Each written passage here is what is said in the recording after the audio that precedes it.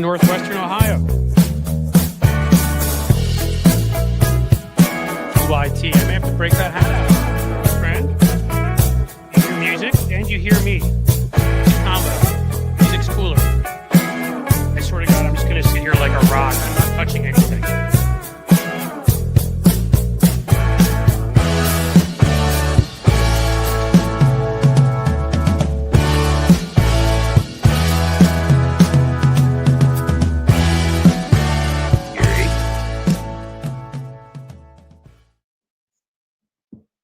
Well, hey, folks, how goes it? I think we actually may have a functioning show.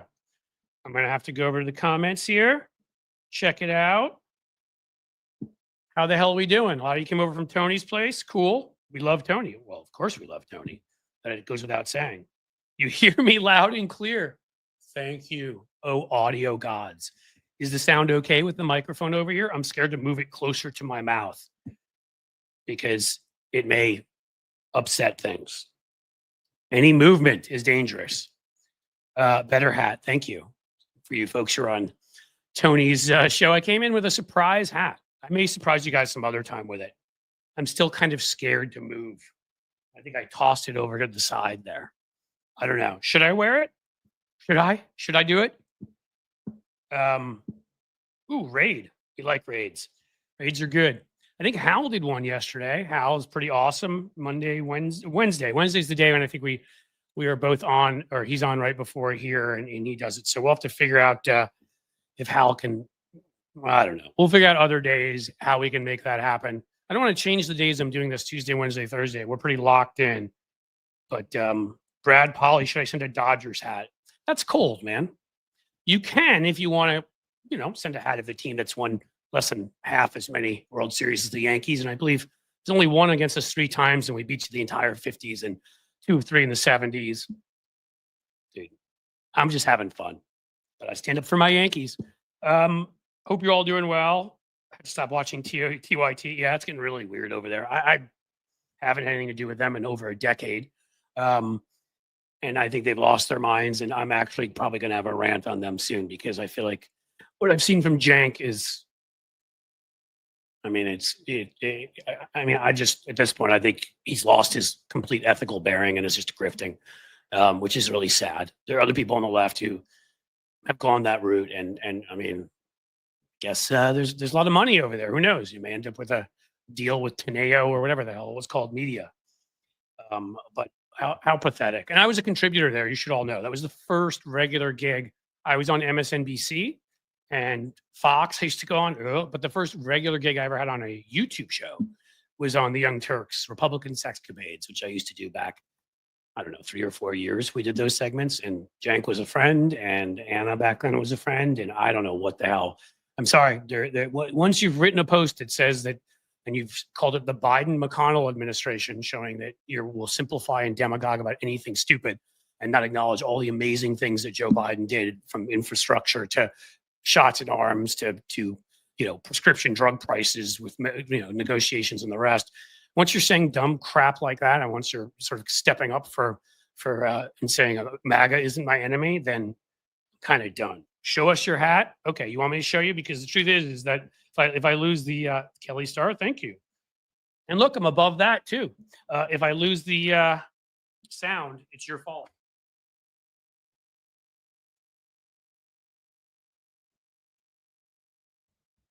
Here we are. It's my TYT hat. Everybody love it? Can everybody still hear me? TYT cap looks new. Here's my crazy Iggy Pop hair. I'm gonna get a haircut probably today. There we go. There's my TYT hat. Pretty sexy, isn't it? You said it's new? It's because I never wear it. It was in the back of a closet and I found it. Yeah, I can't wear that. That insults me. I will while I do my rant on them. You know what? I'm going to promise you I need to. So we're going to cover that next week starting on Tuesday. Right now, I'm just going to do a quick rant on the LA wildfires. And this is personal to me because I'm angry as hell. Let's get you Cliff's note. Folks, I never lived in Los Angeles, although I almost moved out there on at least 1 or 2 occasions. I have spent probably the equivalent of 2 to 3 months of my life, at least, out there. Numerous friends, lots of friends in show business, friends not in show business, friends, one of my best friends of all time, grew up there. And so I've spent so much time out there, and was thinking of moving out there at one point. And to see those pictures, it is horrific. There's one that people took behind the boardwalk at Santa Monica, with the Ferris wheel. Like, in the last 5 years, at least twice, my family, we've gone and we just, get a hotel room, and we're a little bit off of the beach there, and we can walk around Santa Monica. Don't even bother with a car. Who the hell wants that in LA? To see that and see the fire behind there, that hasn't caught fire, is horrific. But I have a good friend, like a really good friend I used to hang out with in New York when I lived there. And he moved out to LA as a kind of performer type. And he's had to leave his house in Pasadena with his wife and 2 kids. And they had to get his older parents out of their home, which is 5 minutes away. They're in a hotel room, all of them at this point, all of them in a hotel room, hoping his house doesn't burn down. And I have to look up and see Donald Trump send out a message referring to Gavin Newsom, and somehow him and the mayor not allowing water to come through there.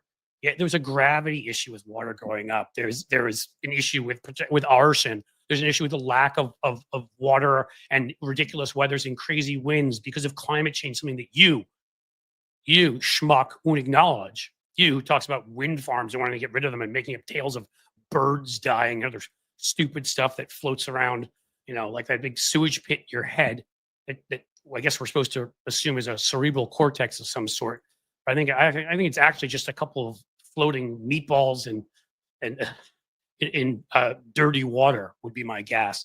To see him do that, to see Donald Trump attack Joe Biden, at least 5 people have died. Kids have lost their schools. Churches have burned down, and homes everywhere. And these are not just wealthy people. These are middle-class people. These are working people. Okay. Even a working person's home in LA is expensive as hell. They've lost everything. Imagine that hits your life. We've all been through moments similar to that where we've lost somebody, something really valuable to us. Imagine you've lost your home. Imagine you've lost a family member. Imagine a family member has been injured, burned, even if not killed. And this jackass is sitting there and attacking the governor and the current president who are trying to deal with it. And then joining in everybody's favorite unelected EQ of a lawn chair guy, billionaire Elon Musk, who actually looks like a pile of jello walking with chopsticks trying to make it through life. And we have to hear that low EQ schmuck and IQ. The guy that told everybody on Twitter, like, say nice things to other people. I will try to amplify them. Right after he said to somebody to F themselves in the face for questioning the special visas of high school workers. Elon's good with that. So is Donald, because you see, they're not really against immigration. They just need to attack people who are poor and suffering because they're sick like that, which is why they would attack people who are caught in a fire. Again, like these are the reasons you don't elect children to do an adult's job. You don't elect some sundowning dementia loser who makes up that Hezbollah was part of January 6th, his little attack. You don't elect people like that. And this country was stupid enough to do that. No, the Republican Party and some of its allies were stupid enough to do that. Let's be clear about who it was. And Elon Musk used the most mass disinformation campaign of all time. A guy that needs disinformation, who talks about censorship because he can't tell the truth or say something smart. I mean, he's busy tweeting out the other day that if we had more C-sections, kids would have larger brains. Wow. You're smart, Elon. And people fell for this guy's shtick. Here's Tony Stark. All Tony Stark did was lock himself up and eat pizza for a month and maybe tried to self-lobotomize, perhaps.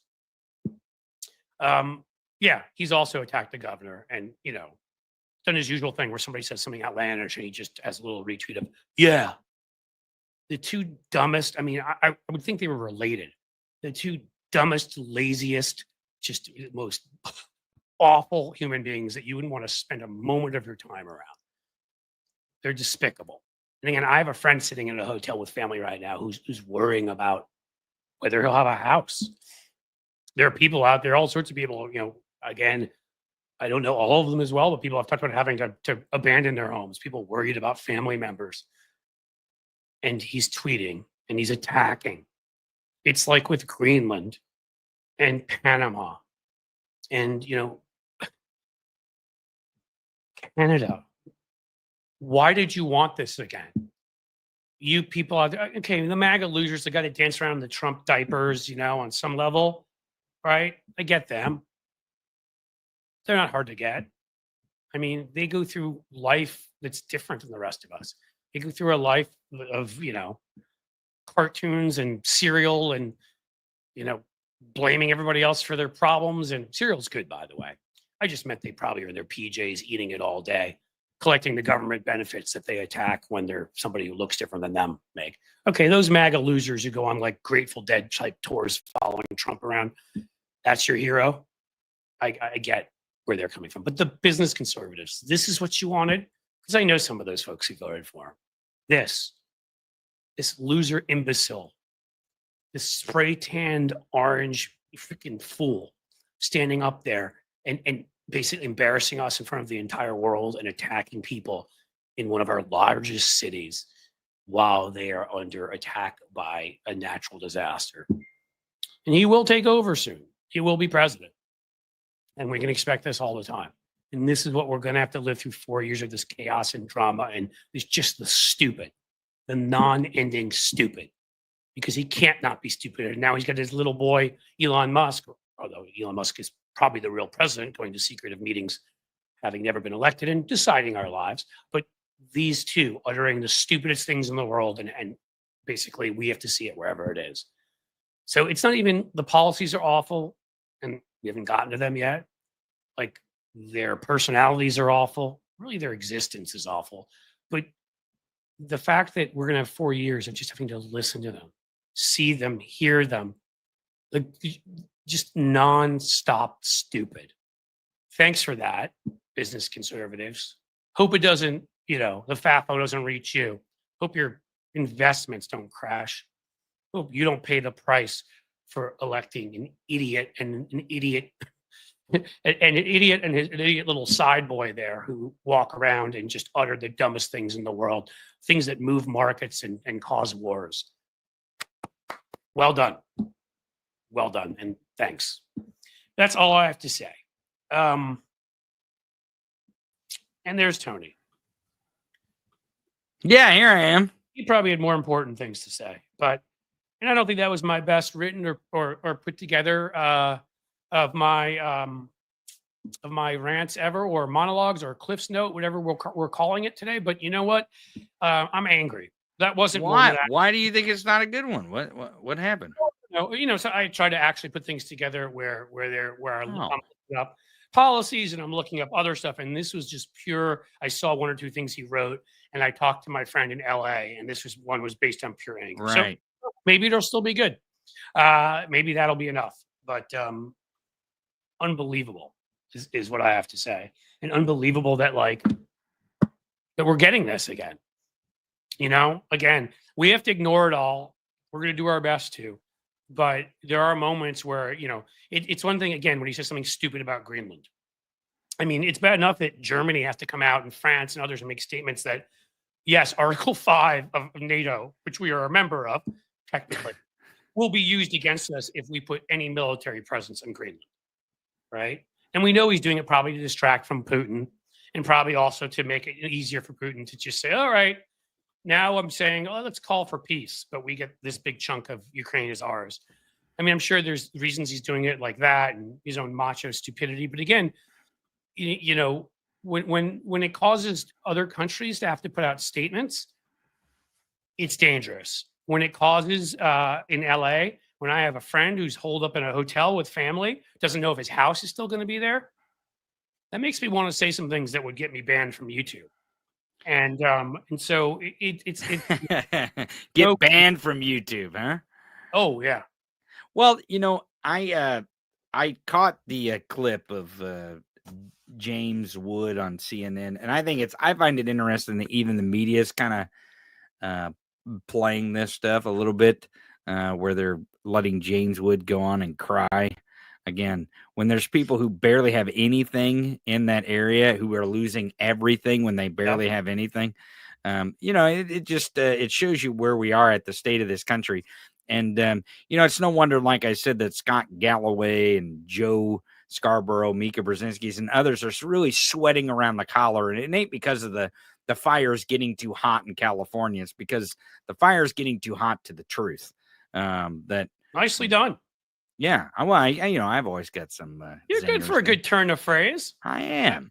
No, I'm really good at it. You're right. That's one reason why people come and watch me. Maybe, I don't know. Maybe I'm wrong. Maybe it's my beard. Could be my beard. I thought your beard was kind of sexy. Yeah, well, that's why I wear it. It makes you look more Semitic. Is that really? No.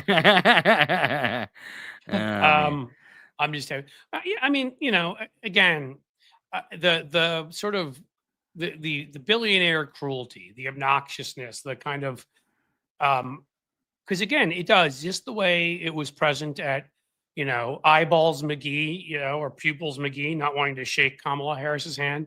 It's present here in the mentality of people that are so devoid of compassion or so separated in their existence from the rest of us that they couldn't even have compassion for millionaires whose homes are burning down, which is basically what it takes almost to live in LA, if we're being honest, in certain parts anyhow. I mean, because it would never happen to them.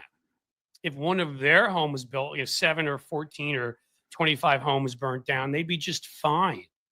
It'd probably be a great tax write-off. They'd pay not only do they pay no taxes that year, they probably the government pay them. Ain't that about a bit? That's and again,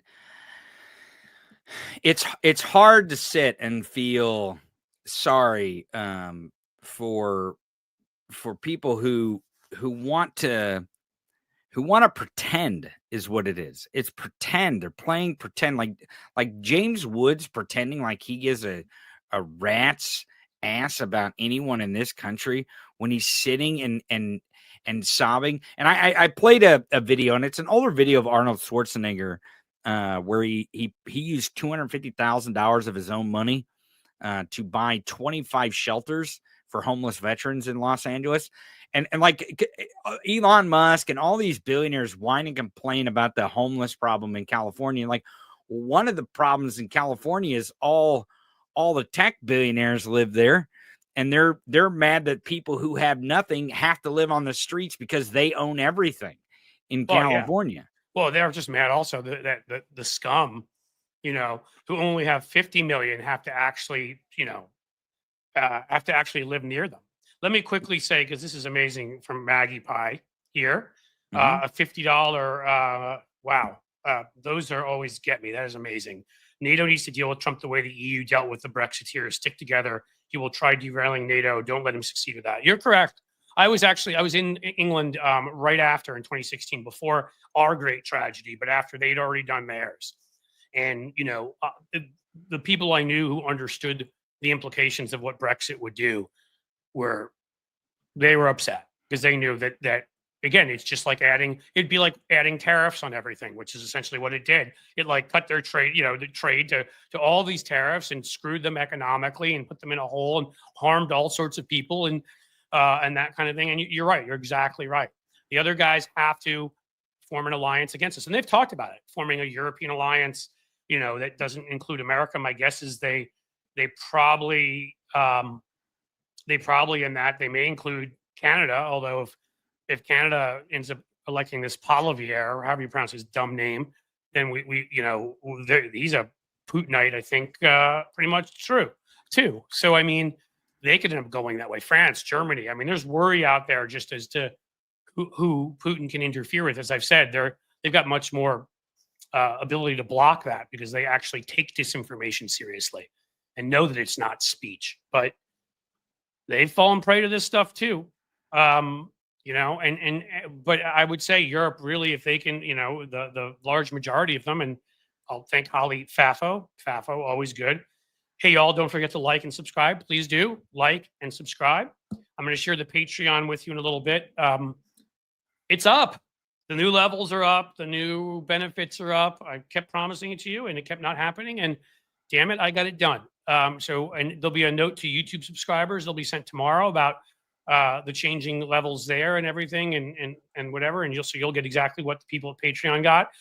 in terms of a notice, but it's going to be a little different, the two places, and you'll see in what I tell you all. Once I've sent everybody a note, I'll talk more about it. But I've said that I've seen Patreon as the main hub because I don't trust multinational faceless corporations, and that's essentially what Google, who owns YouTube, is now. And they've demonetized me numerous times and suspended me before for debunking election conspiracies because their AI read me as actually sharing them, and I'm exhausted by the So I'm still going to be here, and I'm going to be doing my live stream from here, and all my videos are going to go up here. I mean, YouTube is in this world the only good place to house everything because they are a monopoly. But I'm going to try to have some other places for some good stuff too. So to get back to where we were, which is again, the billionaires, the people like that whining and crying about their situation, the James Woodses of the world. I don't know. For all I know, he doesn't have a ton of money because he seems like a moron, and people haven't want to cast him in movies in recent years because everybody has always said that he's an asshole and they don't want anything to do with him. Like, in real life, he's a horrible person, has been, got accused of harassing women, tried to deny it. I mean, the woman, she came out and said it when she was underage. He did this. But then, of course, he naturally joined MAGA because, again, MAGA is flypaper for the worst human beings alive with the 7 deadly sins and the 4 horses of the apocalypse and everything else. If you're a horrible human being devoid of any positive qualities, you'll find MAGA attractive. It's spite. It's a movement of pure spite. And so Woods is maybe too stupid to hold on to his money. He certainly made enough money over those years when he was being cast in movies as a villain and just playing himself, where he should be a multimillionaire, but I don't know what his situation is. So maybe he's too stupid to actually put money in the bank. I don't know. Maybe put it all in crypto, man. Maybe he put it all in crypto. Well, that could be. As we say, Tony, some of us love crypto. Do we? Is that what we say? No, we don't. That's not what I say. I feel like my brain, it was like Giuliani started to leak on my face there, just putting that hat on. Yeah. So again, everything, folks, we're going to keep focused because mainstream media does not. They're a joke, corporate media. But Tony and I and others, we're going to keep focused. We're going to keep everybody's eyes on the narrative here. And the narrative is once again, Elon Musk, through his stupid Doge agency, would come in and want to cut the funding for California wildfires. Marjorie Taylor Greene would say it's a good thing or a bad thing, but Jewish lasers started it. So what are we going to do about it? She blamed the last wildfires on that. That was her conspiracy theory. Not the last one, but one of the other. And Donald Trump would say, as he did last time around, they didn't vote for me, so I don't want to give them aid. That is the billionaire mentality. Conspiracy, cruelty, stupidity. And you've got it right in those 3 idiots right there. And that their mentality pervades the Republican Party, much of our society, where people have come to just, if you're less fortunate, I mean, it's amazing. And it's amazing that they can't see that it could be them. Right? I mean, the people that are attracted to MAGA that don't have all of that money, who couldn't have the helicopter come lift them out if their house were on fire. Guess what? If all that funding, because when it happens, it's like a hurricane that hits Florida or South Carolina, man, do they come asking for aid really quickly? Ooh, amazing how that socialism is fantastic then. I got something I said the other day. I said it's time to focus on the real issues because the people in power sure the hell won't do it for us. And that kind of goes along with what you're saying. They're not gonna. These people are only gonna deal with the issues that benefit them, unless we kind of step it up and force them to take these issues on that affect all of us and the country that they live in, because they see it as their country and they own it. And really, honestly, to some degree, maybe this is my cynicism kicking in, but they do kind of own this country as of January 20th, don't they? They do.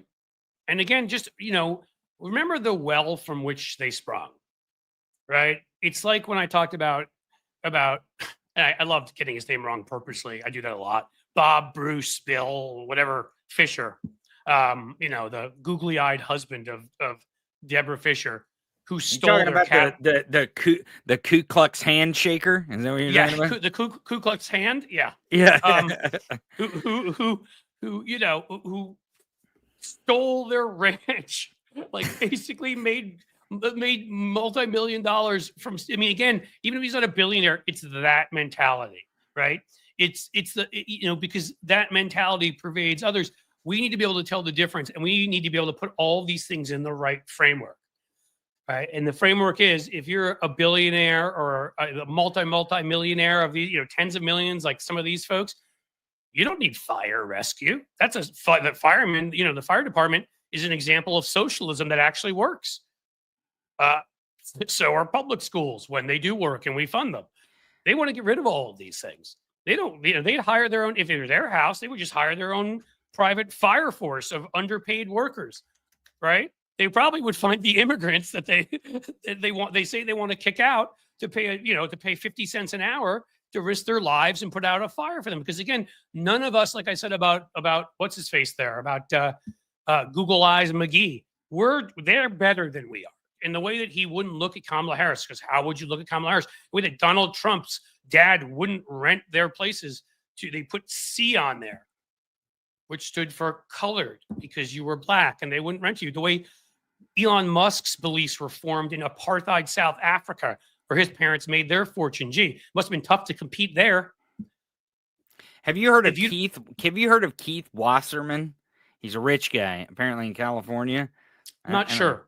Okay, maybe. So they were torching him, no pun intended, on Twitter because the guy tweeted this. Let me read his tweet here. Keith Wasserman, he's some rich dude in California being affected by the fires. He tweeted this, and this was Tuesday, at Tuesday night. He tweeted, "Does anyone have access to private firefighters to protect our home in Pacific Palisades? Need to act fast here. All neighbors' houses burning. Will pay any amount. Thank you." He tweeted that out into the world. And my guess is then he wouldn't pay you after it was over. Or he'd do what Trump did and be like, here's 50 cents on the dollar for all the people that built the Taj Mahal. Again, if you don't see that as the predatory class, call them what you will. And again, they may not all be billionaires, but it is the billionaire oligarch mentality. There's the wannabes, right? Who just are like their little side pieces that kiss up to them, that think they'll be like them. And sometimes they're right. Excuse me. Sometimes they get access, right? I mean, that's what J.D. Vance, who was not poor, but was like maybe middle class. That's what. Do you see that screen? Do you see that screen down there? Am I in two windows? No, I did that. Click that. Click that thing and push add. Click that thing and push add. Look at that. There's the tweet from Keith Wasserman. There it is. Does anyone have access to a private firefighters? Like, this guy's like, hey, I'm super rich. I can afford to take away firefighters from the peasants to come throw buckets of water on my mansion. Like, holy, and the guy doesn't even know what public safety is. It doesn't understand why tax dollars are important to communities. He only understands one thing and one thing only. I have all the money. I have it all. And if you're not giving it to me, then I'm whining, bitching, and moaning. And here he is. It's just insanity. And if you want to remove it, all you got to do is click remove. Right. Just the usual for, yeah.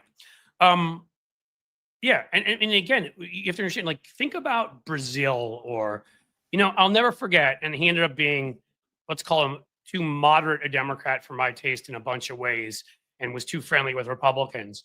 But I will never forget, because he was the mayor of Philly when I was in college there, Ed Rendell, if you remember. I ended up being the governor of Pennsylvania, saying that if the Republicans got their way eventually, we would look like, at that point, most Latin American countries looked, where you'd have gated, like barbed wired areas, country clubs, homes, and the wealthy would go between them in armored cars or helicopters, right? Brazil was really bad this way 20 years ago, 30 beyond that.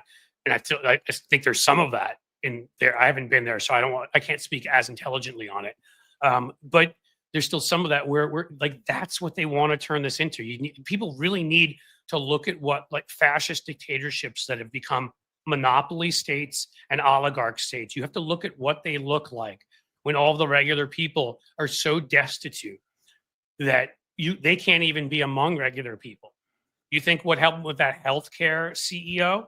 That's the way it is everywhere, because 95% of the population doesn't have the food to eat, the money to spend on anything. So this is what happens. That's the way the Wasserman guy and people like that, people like David Sachs and Elon Musk. I mean, we talk about they want to crash the economy so they can have their dream, their little dream of crypto take over and be the currency everybody uses. Do we not think at this point that, and I know I've seen some examples and I wish I brought them with me, that they're not invested in climate change too? It causes migration crises. People have to leave certain areas. That allows them to demagogue and blame the left and say, see, look at all the immigration because of their policies, when really it's climate migration. It also allows them to invent what the solutions are. Do you need burn-proof, a burn-proof home? Do you need there are a couple of them that were inventing crap like that. And if anybody has any examples in the comments, please come in and share them. But that's what they were doing. They want to profit off of it, off of climate disaster. Like they want to profit off of everything. Again, like they don't ever think it'll happen to them. There are some things your billions can't buy you. If a huge gust of fire or wind comes and takes your helicopter into the ground, you will still die like everyone else. I hate to tell you, that's the way it works. I know you think your billions that you can maybe sit there, make a deal with the devil. Maybe at that point, buy Satan off if you haven't already. At least you want to play the song Crossroads. But I mean, you're still you're human. Well, you're not really human. Certainly not in any form that I recognize. But you are in the way that you're made of flesh and blood, and that burns and that blows up and crashes. And you think you guys all think you're nothing can happen to you. Well, again, something happened to that healthcare CEO. You're alive like the rest of us, and they want to make it worse. They want it to be that situation. So that's what Wasserman. That's the way he sees the future. Private fire forces for those who can hire them to come in. All schools are privatized. When we go back to like Little House on the Prairie, pre that, if you don't have the money to send your kids to school, I hate to tell you, better be good at homeschooling while you're working, Well, yeah, they want privatized schools for them. They want privatized firefighters for them. They want privatized security for them. They don't want to pay for any public services for anyone else. And they want it all. They don't want to pay taxes for the roads, but they want the roads paved in gold is what they want. And they won't pay for it though. No, they want us to pay for it. They want us to pay for the roads, the waterworks. Well, they're better than us, Tony. We're the little people. Absolutely We're not they valuable. Created us. They created our jobs. They created our communities. They're the great ones in this society, aren't they? We're just goo, And you may have read at times, any of you, parts of the New Testament, but that was all a lie too. It's supply side AR-15 Jesus, who of course supports all of them in this. That's why Joel Osteen. Go back. What did you say? Say that again. Supply side AR-15 Jesus. Who supports all of them. That's the kind of Jesus they like, man. They like that. They don't like the gay brown dude with long hair and a dress, right? And the sandals, walking around with his helping lepers, washing the feet of the poor, right? Calling on, saying it's easier for a camel to fit through the eye of a needle than a rich person to get into heaven. Right. They don't like that Jesus. They don't like Samaritan that helping somebody on the road who you could call, an immigrant.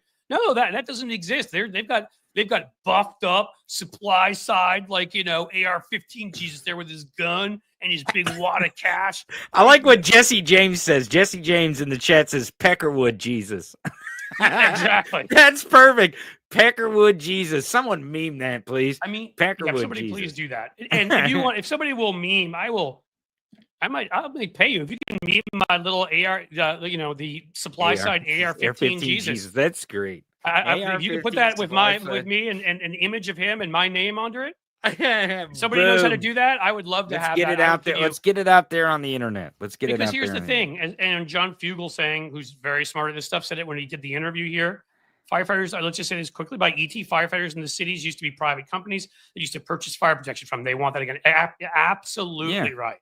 Thank you for the $5 super chat. You are absolutely right. And that's the thing. And again, so this is why we need to stay focused, because even when it's these things that you think have no relationship to money, Tony found you that quote from Wasserman guy. I can explain to you why they want to cut government funding for it and why the firefighters are bad, because it's socialism that works. Again, they don't want any of this. They don't believe in democracy. Peter Thiel has said it. You have to choose between capitalism and democracy. He chooses capitalism. The reason they all love Greenland, and one of the reasons Trump won't shut up about it, I just read about it. They want to create a cyber state that would be housed in Greenland. The Broligarchs. Go read about it. Seriously, they're all in on this. And what do you think the currency would be in that cyber state? Gee, it could be crypto.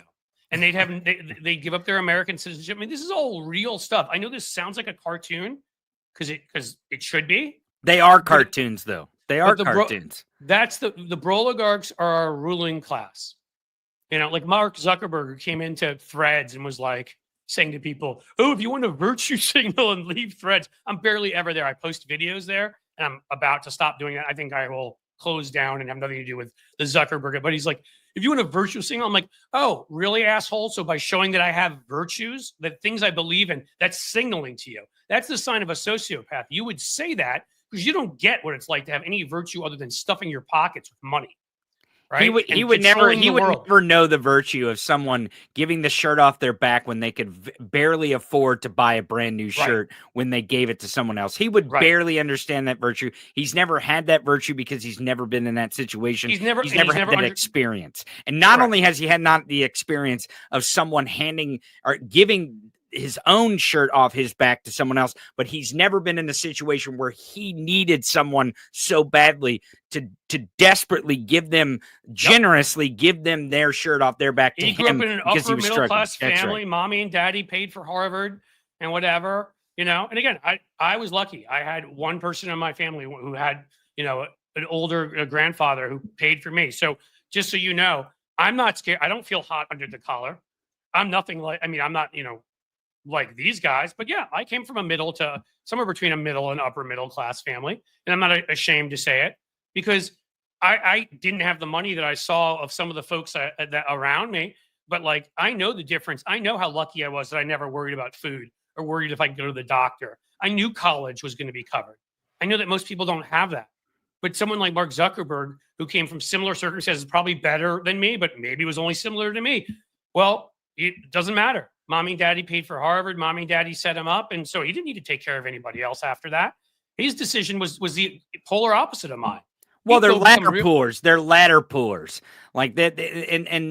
So you either got a silver spoon in your mouth and you look down upon the peasants, or you're a ladder puller. You make it out of one position of economic class and you work your way up and you pull the ladder for everyone else. Right. I also wanted to show, unlike Elon Musk and others who say, I don't believe in censorship, blah, blah, blah, and then somebody criticizes them and they hide it. I'll show somebody criticizing me. So Quesadilla here, I'll thank you for the $5 super chat. Says, your complaints of Elon would carry more weight if you weren't on Twitter feeding his platform. There's some truth to that. And I'll actually tell you the honest to God truth about where I am with Twitter. The reason I'm still on this platform, and I've decided while I'm still there, I've kept live streaming there. So first of all, I don't engage almost ever. Somebody asked me a question I here and there, and they need help with something I have. But I've engaged almost not at all. When I've gone there, I go there maybe once a day. I've put videos up there, and I've kept live streaming there. I don't do anything else there. So I've cut my engagement by about 90%, and that may not be good enough for you. That's okay. You have the right to criticize me. But what I've tried to do 2 or 3 times is to download my data, and it's stopped in the middle. Because my actual plan is to download the data, erase all of my tweets, and lock down my account. And then I will no longer be feeding Elon at all. I'm still, as I said, 90% less feeding Elon. And if you think that's not good enough, that's okay. But I am not there anymore for discussions with people. I don't tweet anything else out. Go check my timeline there. See if I've tweeted anything else out except for I may have a few things where people asked me a favor from, and said, can you do this for me? Whatever. And I was doing it to be nice. But otherwise, I've tweeted out no original thoughts for me, nothing else like that. It's just been videos. And it's just been the live stream. And I figured while I was still stuck there, I might as well use it to my benefit. So I want to say something. I want to say something on this one. Yeah, I'll just finish up. If you want to criticize me for that, fine. But so you know what my plan is, and it may take a week, may take a day, may take a month. It is to, when I have my data from there, it is to lock the account, erase everything, and then I will no longer be streaming there, and I will no longer put everything up. I'm not going to close my account because then somebody can grab my name, and I'm not like some big famous star, but I've got enough, people who know who I am, enough of a name and whatever, that I'm not going to allow someone to pretend they're me and say all sorts of terrible things. So I am going to keep the account. It'll be locked down. It'll have no engagement. So, to the more weight, I actually think that it does carry more weight when we're over there saying the things against him, because Elon Musk bought Twitter as a weapon.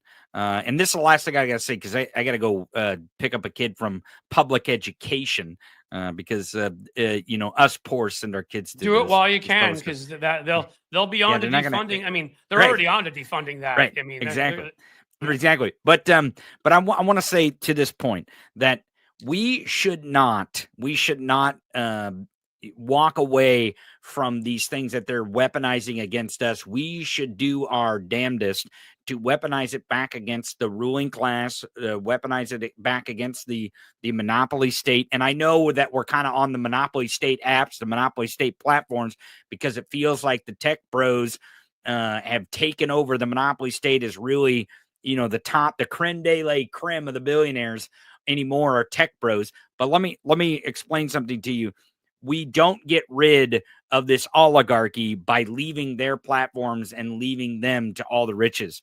We go and we challenge them where they are, and we challenge them in the places that they own. It's the reason why Jeff Bezos censored that cartoon, is because he knows what happens when someone challenges him in his media that he has bought to weaponize against us. He knows what happens. People know the truth. And when people know the truth, and it may seem like it's an uphill battle, because it really is an uphill battle, because they do own, they have a monopoly over our lives and our communication. But folks, we still need to communicate, even if they have control over it. Cliff Schechter. I'll say, yeah. Well, quickly. And again, Tony and I think have a bit of a disagreement. I mean, not only in that, I agree 100% with that. I think the way he can control an algorithm, like if you go on Fox, I guess they can cut your mic or not put you on camera as much. I mean, there are ways they can do that. But if you go on there, he can use his algorithm so that almost nobody is seeing what you're putting on. That's what my problem is.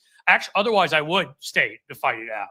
But I have plans to leave because I'm not sure that people are even seeing when I am fighting against him. And that's if there's a way, and you're a smarter tech guy than me, that I can ensure people are. You are. I mean, I'm just being honest. A little bit, not by much. I can ensure, if I can get around his algorithm, if I can ensure people are seeing it. Yeah, I think I'm a damn good messenger at sharing messages and whatever. And I'd stay there for that. I won't stay there to I'm not sharing cat pictures. I'm not talking about my love for the Yankees. I'm not talking even about having political arguments.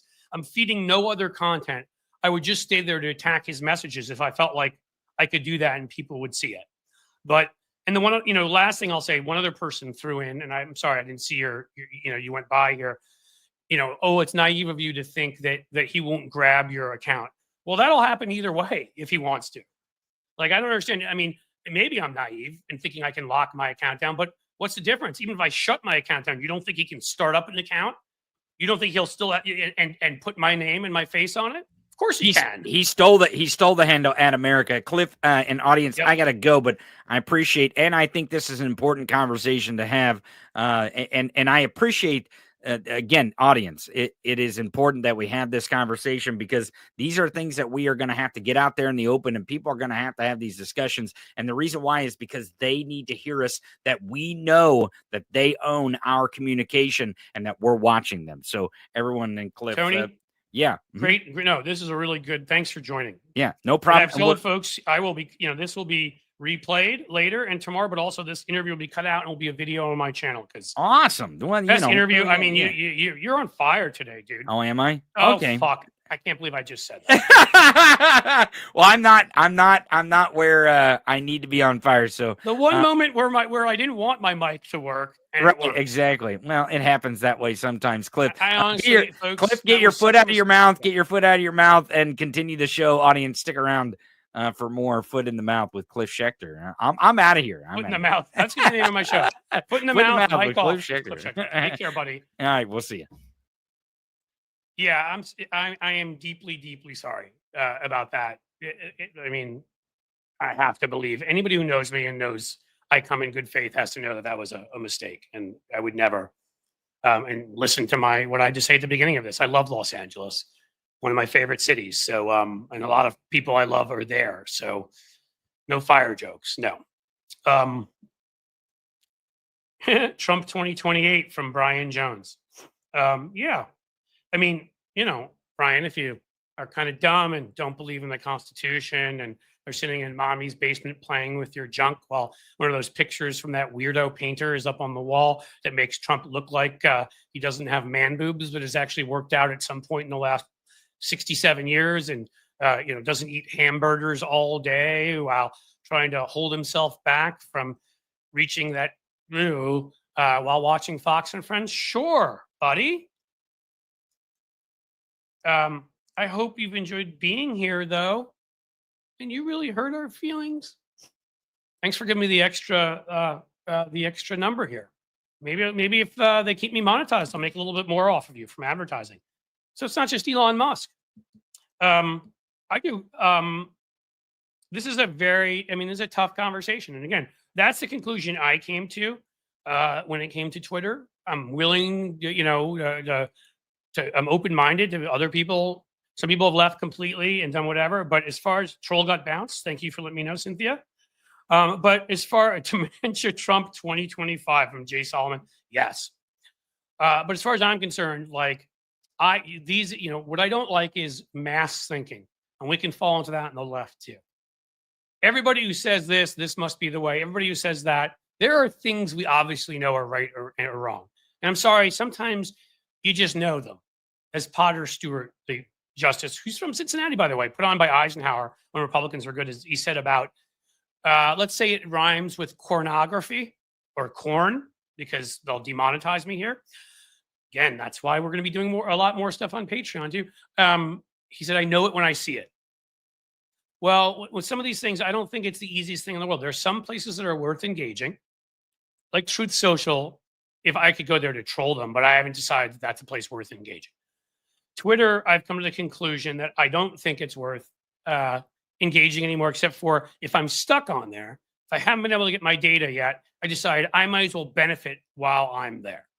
So that's why I decided to keep live streaming there and putting pictures up.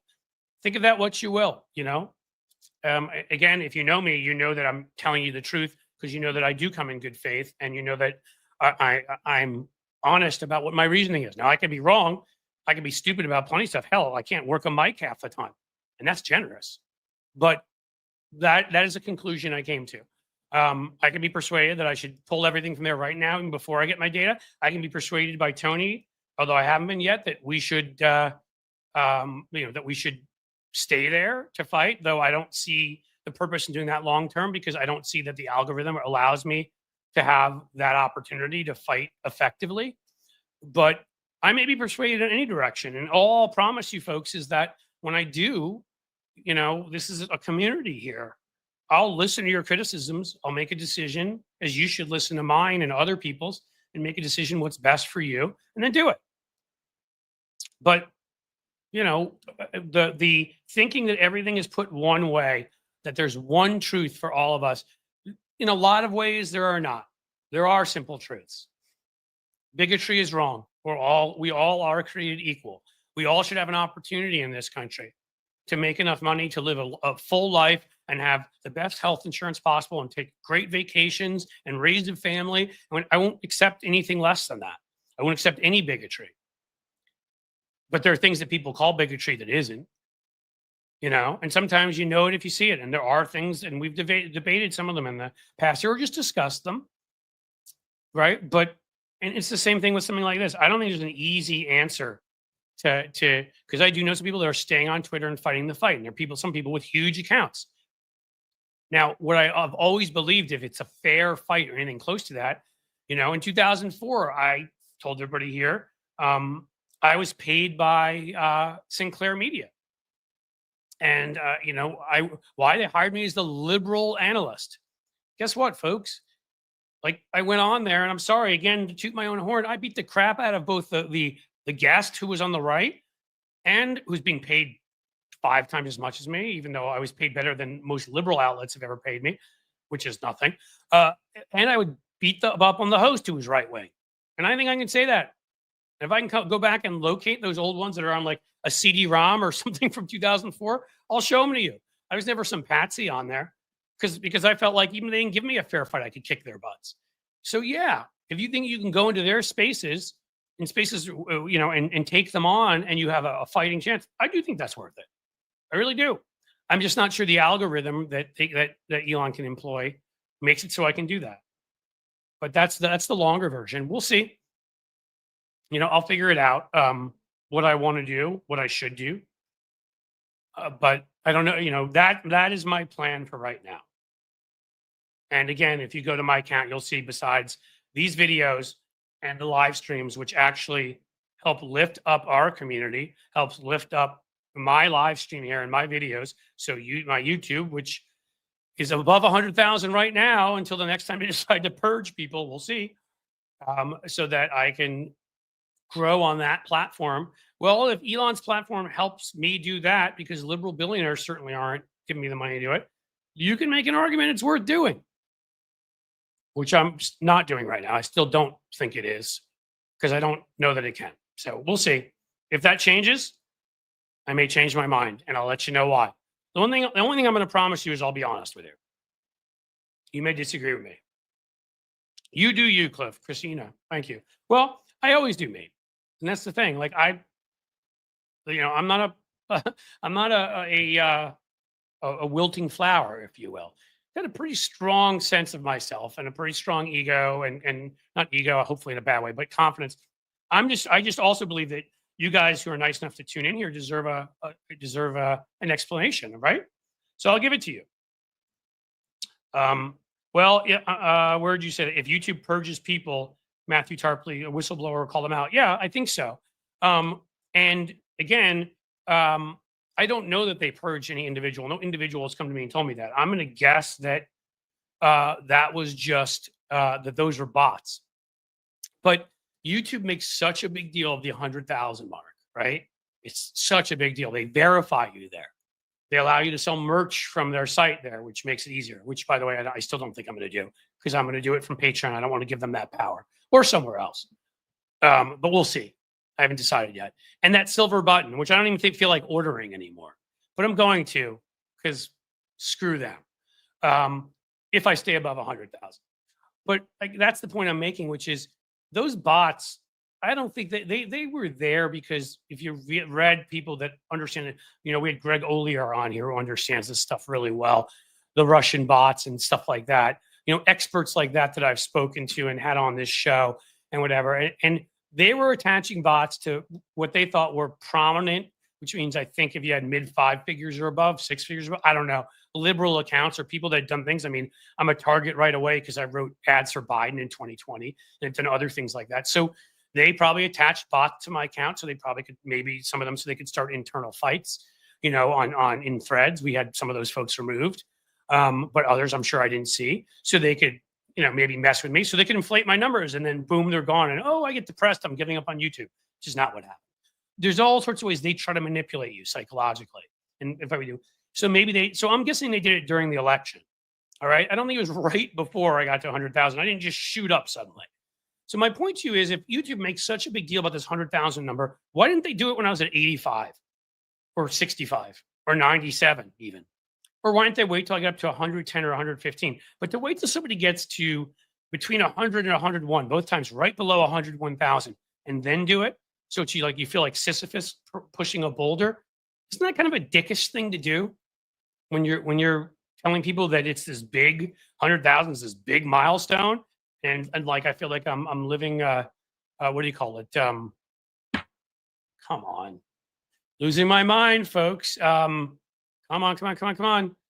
It's Groundhog Day. That's the name of the movie. I bet some of you even knew what I was talking about before I put it in there. So I'm living, Groundhog Day. And essentially it's like over and over again. It's like I wake up, I'm like, I'm below 100 again. I mean, they could have, in the end, it was 4,000 or 5,000 bots. Clearly somebody was targeting me. I think probably Russia, could have been China, could have been Saudi Arabia, could have been Iran, could have been domestic idiots, who knows? But whatever it was, couldn't they have done that sooner? Do they have to wait till you get right over 100,000 and you feel like you've accomplished something? That's all I'm saying. That's a heartless corporation for you. That's a corporation that doesn't care about the people that use it, don't care about what they think, don't care about what they need, because you wouldn't do that if you made such a big deal of that number. I would never do that. Be like, guys, like if we can just reach 30,000 people in the chat room here, I'll buy you all a Ferrari. And then, because in this hypothetical I'm giving you, I had the money to do that. And then I make sure that it kept getting up to 29,998, but it would fall just below, just to screw with you. That's what somebody who doesn't care about the people that are supporting them, who are using their product or supporting them some way, that's what they do. And that's what I'm saying. That's part of my problem with YouTube. So there you go. That's why I had a real problem with it. That's why I don't fully trust them. That's why I'm telling folks, and I'll even be telling some of you who are YouTube members, why I would prefer it if you were to go from there over to Patreon. And we'll probably find a way to discount that for the first month in some way. I don't know. We'll do something to try to entice you to go over. But I would rather have folks at Patreon where we're in a direct communication, where I don't have to worry that Elon's going to swoop in and buy YouTube or some other idiot like Peter Thiel, where I have your emails. So if something happens, I can contact you and let you know where to find me, which YouTube gives me none of your personal information. There you go. I was just suspended for referring to Klansmen as crackers, JD Christie. Yeah, that's what I mean. There was a while we were told you could not say the word Klan. Right now, I think they allowed it yesterday, but I'm even risking it when I say the COVID word. When I say the I spell it right, VACCINATE word. Like there's random words that because conspiracy theorists have grabbed them, I can't say on here. They're not even curses. If I say them, they immediately assume that I'm making up a conspiracy. Like that's real censorship. I can't talk about issues I want to talk about. So Elon can't buy anything. He isn't liquid at this point. You are correct. His Tesla shares are going to be worth nothing. I'm sure soon enough he's alienated his entire customer base. Not a smart thing. I'm not the genius Elon is, but I feel like your customer base are people probably you shouldn't insult. And the right doesn't like electric cars. And of course, he bought Twitter for $44 billion. It was only worth 32 when he bought it. And he's done all of the genius he's done. So it's now worth 7 or 9. But you don't know, Russia or China or somebody could come in with some money for him. They could, because of all the chaos he's causing. So that would be my answer, Cynthia. He isn't liquid enough to buy it right now, but others, and there are other bad players on the right. There's that schmuck O'Leary who's on Shark Tank with Mark Cuban, who said he's done with Shark Tank at this point. I think it's his last season, who wants to buy TikTok. I mean, there's other bad actors out there with lots of money who could. And so I don't want them. YouTube is a key part of what I'm doing. Don't get me wrong. And they do monetize you and you can make some money from them. So it is far better than some of the other platforms, but I've got to expand, and Patreon is it right now. Next step will be a Substack. Because again, you get people's emails, you have a direct relationship with them. Yes, Jathan Nervy, the Broligarch is part of the PayPal mafia. They're all complacent and maniacal fascists. Yeah, they used to be these sort of libertarian types, right? They were socially more liberal. They just sucked on economic issues, but they all started following that some dorky, supposedly philosopher loser, Curtis Yarvin, and they've come to believe in this Broligarch fascism, and it really is as fascinating as it is scary. Again, Peter Thiel wants to live forever. They all think that they are naturally, because they're wealthier, they're better people. The way Donald Trump once said, you can't be great if you're not wealthy. They're better people than the rest of us, which is hilarious because they're evil and have no redeeming qualities.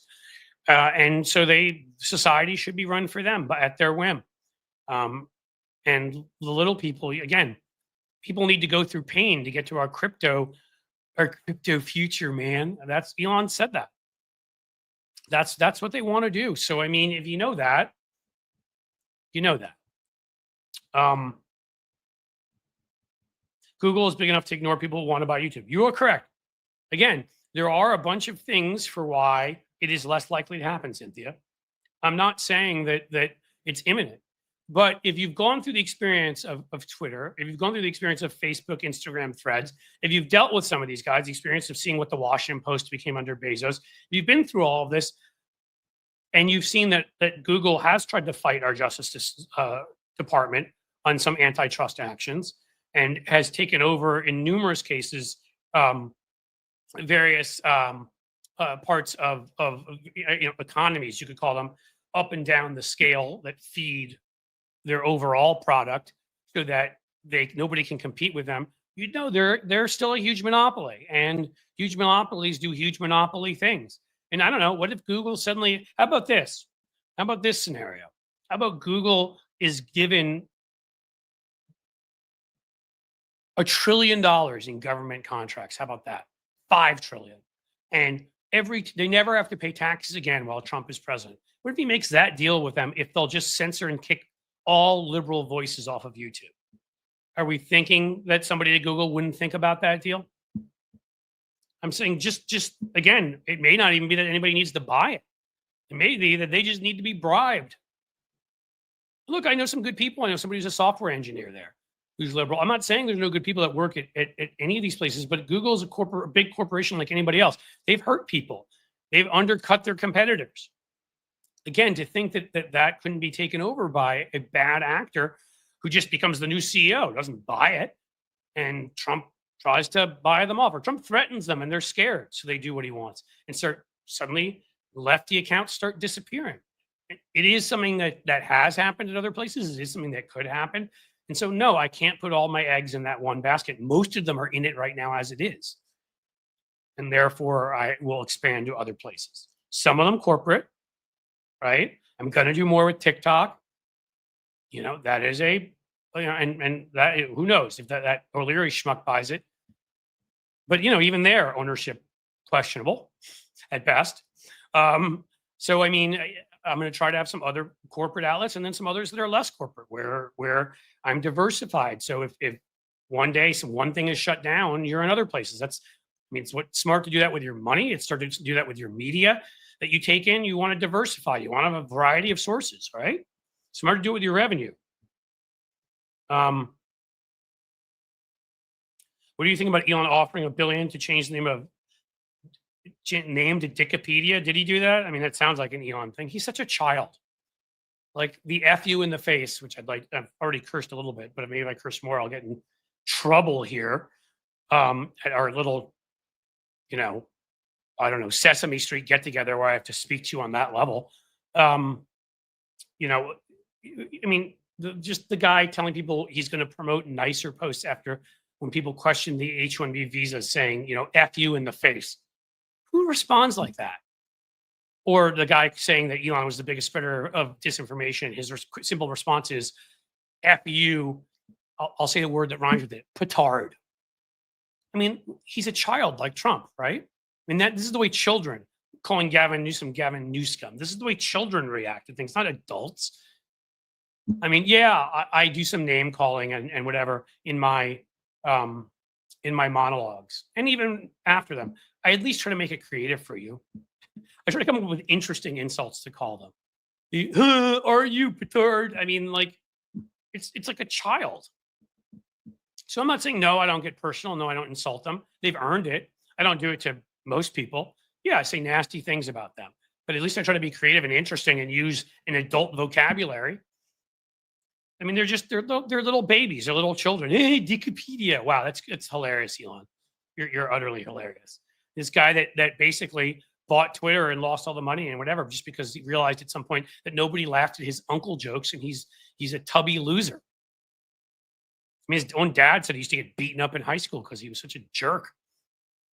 Sounds exactly like the guy we know. What else we got, guys?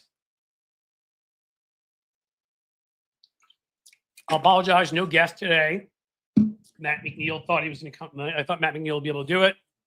My bad. Hopefully you all enjoyed Jody yesterday. She was awesome.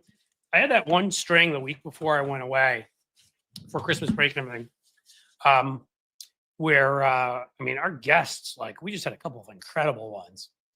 But I'm going to try to get on the horse on that again too. I'm not sure that I want to have guests here every time. Like, I like having. I wasn't able to really talk to you guys as much in the last one. That was fine because Jody Hamilton is amazing. But there are times like this. I think my ideal would be 2 guests of the 3 shows, and then the third time that we get to have a longer conversation. So we'll see. But talking to people for next week. Let's see. Now be a good time. I don't know if I got everybody. So Maggie Pie, I got you for the $50 super chat. My gosh, thank you. That's incredible. Kelly Starr, thanks for making work bearable today. I don't think I got yours for $5. If I can make work bearable, I don't know what you do for a living, but I've done many things in the past that I did not like, so I'm happy to do that. Firefighters in cities used to be private. What you were saying, ET, $5 super chat, thank you. Quesadilla questioned why I was on Elon's platform, $5, thank you. JD Christie, a $99 super sticker, thank you. I'm not leaving yet, but come on, who's going with me anyhow? Any super sticker, 99 cents. Oh, here we are, ET again. You are very kind. People with addictive behaviors and actively using don't grow emotionally. Not until they are in recovery and working their special addiction program. You are correct. I've done work on addiction and addiction behaviors as some of the PR and policy work that I've done. It's actually something I've done some policy work on. And you're correct. It sort of stunts your growth. I think Donald Trump started developing the probably, again, allegedly, I don't have proof, addiction to now it's apparently Adderall. He's been accused of cocaine. He needs the uppers to function. I think he probably was addicted to various ones at different points. And obviously with Elon, there's the ketamine beast, ketamine. Am I mispronouncing it? I don't even know. Sorry, I haven't done most drugs. A little pot when I was in college and a gummy now and again, legal now. And I have a couple of drinks here and there, but that's pretty much my world. In any case, allegedly Elon, because I guess I don't know that we have the proof, but yeah, Cliff, you have some weird trolls. It keeps getting freakier. Kerosene Kara. Well, I consider that means I'm being successful. The freakier they are, the angrier they are, it means you're getting to them. And I like to get to them. It means that I'm upsetting them. And the trolls, I showed you before that psychological study. So for you trolls, if you're still in here, you have mental issues. You have serious developmental issues. You are, in the way that we were describing those with addictive behavior. You have, and not just addictive, whether it's drugs or whatever, you have addictive personalities, meaning you've got a lot of issues. The biggest one on there was sadism. You are so unwell developed that you enjoy cruelty to other human beings. You are most likely a sociopath or a narcissist. That's some psychology today. That's like 70% of you describing, or more, have one or more of those. So you're a loser. You want to come in here and attack me, you go right ahead. I'm not insulted. I kind of enjoy it. Actually, it's fun. I missed some things while I was addressing our favorite people.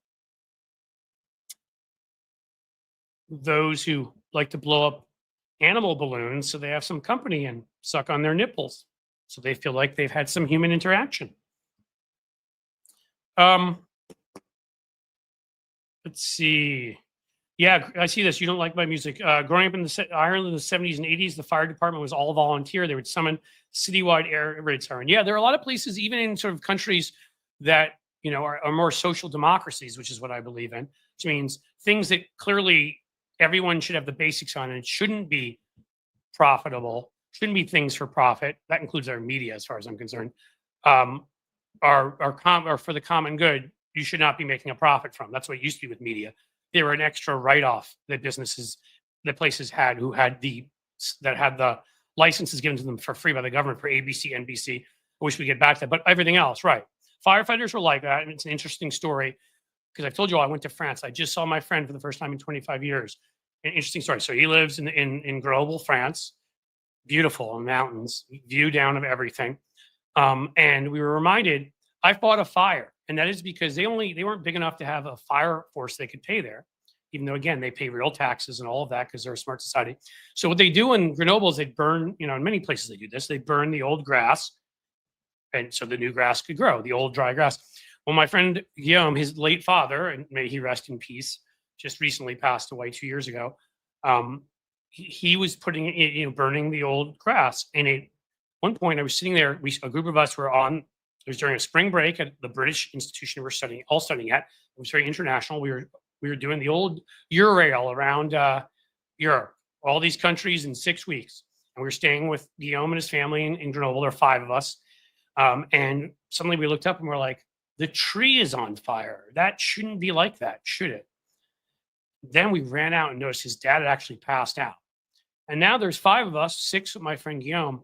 It's on us to stop this fire from reaching his house. And this is one of the few times rarely been in a situation where I thought I was in real danger. I thought his dad was in real danger. And it's weird because I'm not a hero and I'm not claiming to be. But it's amazing when people you care about, anybody who's children certainly knows this, friends, their family, you don't even think about it. So I'm not saying I felt courageous. It was a honest, because we all reacted the same way, the exact moment. Nobody sat it out. And we all went and we found the hose there. But what we started to do is I still have a picture. I'll bring it in. Maybe that's something I can put up on Patreon. A picture 20 years, 25, 30 years ago, me holding a pitchfork. I've got soot on my body. I think I had my shirt off, soot on my body, shorts on. We had to go into thorn bushes to try to beat down the fire and to sort of smack it away from his house. We also had to go get pails filled with dirt to throw on the fire. And we had to go so we were waiting, and while 1 or 2 of us were running to get, gather dirt and pass it over to us so we could throw it on there, while they were also running to get the hose, there were 3 of us who were the last line between the house and the fire. We purposely put ourselves between it, and we were smacking away any fire brush that got close to his house. I can say we did that for long enough while he was able to help his dad up, who had passed out. His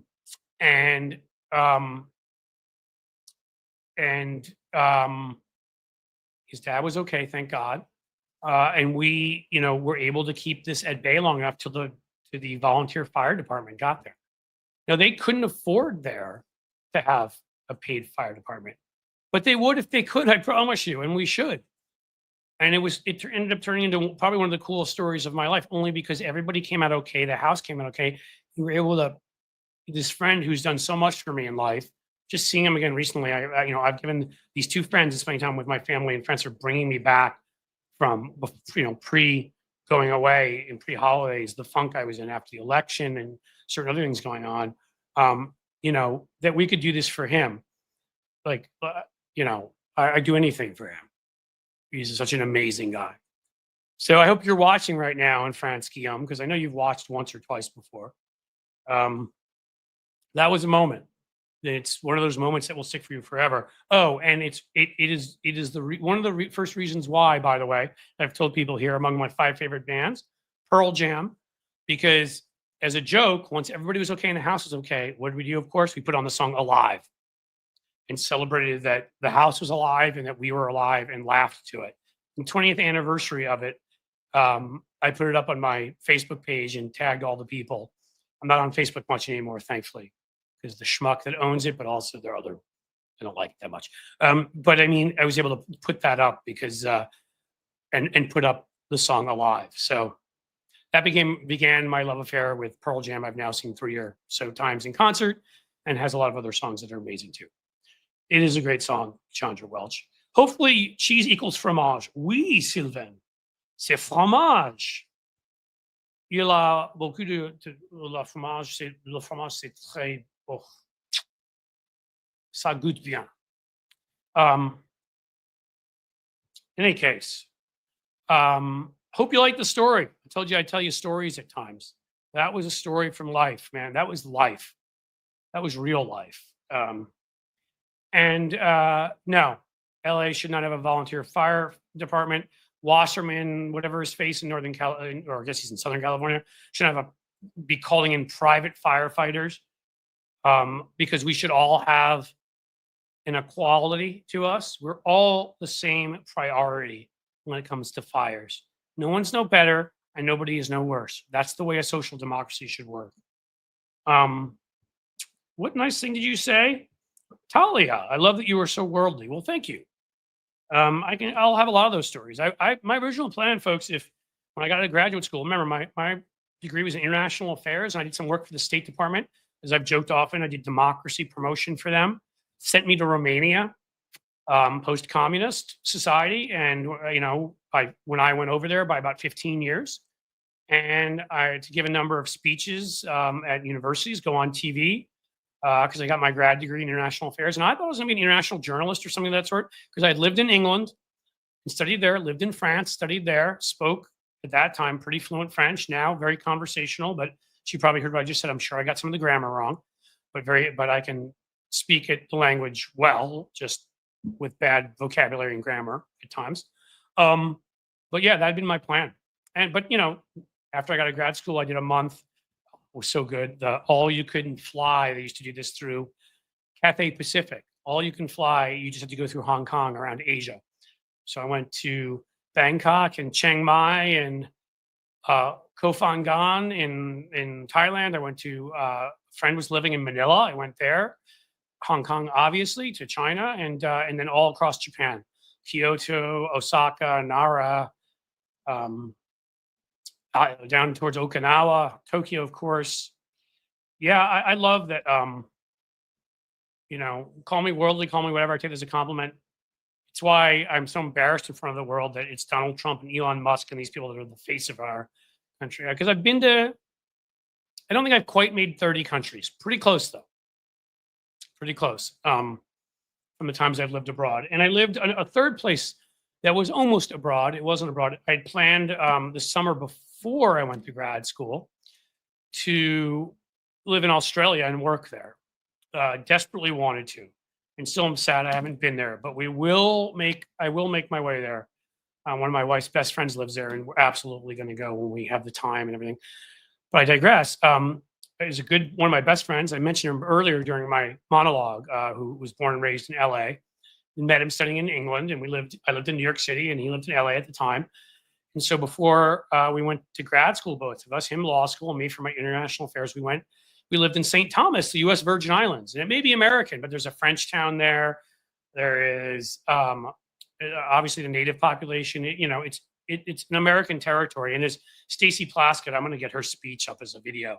When they elected Mike Johnson as the House Speaker, she stood up as the representative from the U.S. Virgin Islands and made clear that 4 million people had not had the right to vote, had not had their votes counted from the U.S. Virgin Islands, from the Northern Marianas, from Guam, because they come from territories, which is so manifest destiny, 19th century, it's ludicrous.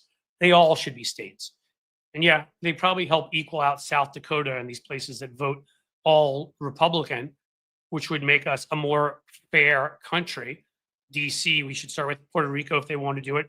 But those should be the two that are definite. But if we think that some of the other populations are too small, combine the populations of Guam and Marianas and a few of them, at least there are some common interests they share. It'd be over 1 million people, which are, if you combine them, I'm pretty sure. And maybe over 1 million people. And that would equal more than South Dakota and more than Wyoming. So, and those are right-wing Republican states that each get 2 senators. We should at least have 3 places from which we get 2 senators each, those places. In any case, Stacey Plaskett stood up to make that point.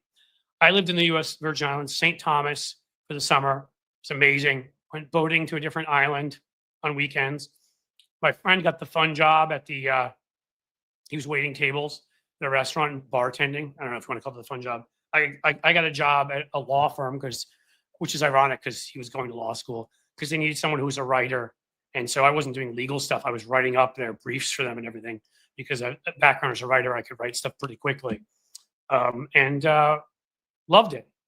And we lived purposely in a gay-owned hotel, which, by the way, was the most fun ever. These guys, I'm sorry if this is stereotypical, but the place was decorated more beautiful than anything I could ever do.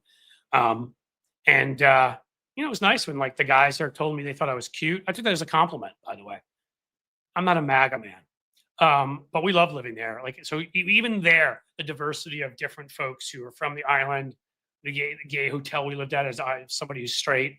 Like, I love that I got to learn things about all sorts of people that were not like me, or like me. We're all human, but different culturally. Tinker, thank you for the 99 super sticker. I really appreciate it. Sheldon Hughes for the $2 super sticker. Thank you so much. You have CA in there. So if that's for California, Sheldon, I hope you're okay where you are. Matthew Tarpley, you have lucked out. It has paid off in a lot of good ways. That's very kind. Thank you for that. I'm not sure if you mean I lucked out in that I've gotten to travel to places. Thing is the cool thing is that, as I told you, I'm not somebody, I remember there's a big sort of thing when Mitt Romney said, I wasn't born rich. I wasn't, I made this money. He did, of course, as what I would call vulture capitalism, but in his private equity firm. Okay. But he came from an upper middle, his dad was governor and ran for president. I mean, he came from an upper middle class family. In fact, George Romney was somebody who didn't believe he should make that much more money than it was the American car manufacturers, I think was the company he ran in Detroit, than his workers, and was for civil rights. He actually was a very moderate to liberal Republican. Mitt, maybe a center-right Republican, but should have been closer to his dad. So Biden gave him the medal of the congressional, not the congressional, the presidential medal. He deserved it. Point being that obviously was a different time, and relationship of workers to the ownership class was a little bit different in this country. But the main point I was going to make is that Mitt Romney said I hadn't been, I wasn't brought up rich, and everybody's like, your parents bought you your first house and you had college paid for. So stop thinking that makes you like somebody who's poor. I get that I college paid for, so I understand I was way ahead on that. But if I'm telling you stuff like when I traveled around Europe, that was money that I earned. I worked in college, and again, like I worked as a bartender, chose to make money on the side, chose to work those summers. So I know I had it ahead of people, but I also didn't just have all of my money just handed to me. I'm lucky, and yet I still, when it came to that summer in St. Thomas, I didn't go down there and say, hey, I'm partying in St. Thomas. If I didn't have that job that paid for me to be able to do that, I wasn't going to St. Thomas. I still tried to live like a real person, knowing that I'd had some benefits that most people don't have. Again, nuance, we can find those medium grounds and know that I was damn lucky. Wasn't parents pay for everything. And you know what? I'm so glad of that now. I knew I was taken care of on the basics. I knew that I was going to get taken away on vacations, which I was. Damn lucky I got that.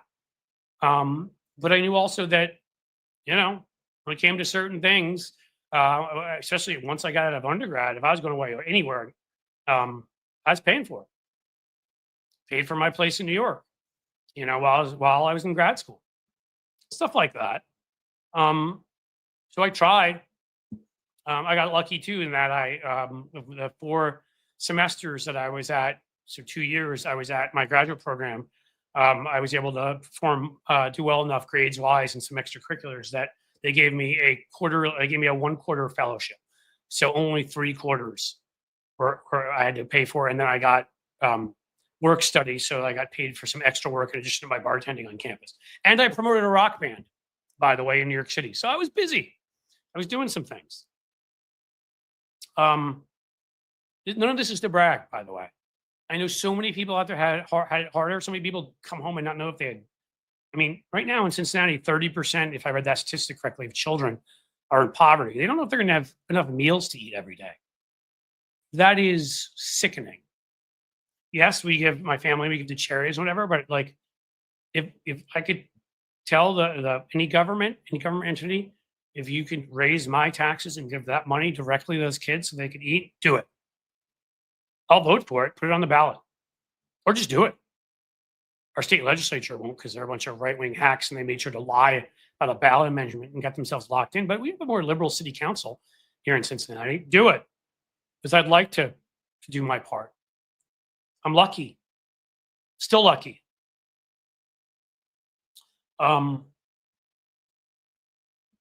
Sorry, I went a little bit of a speech there, so I don't know if I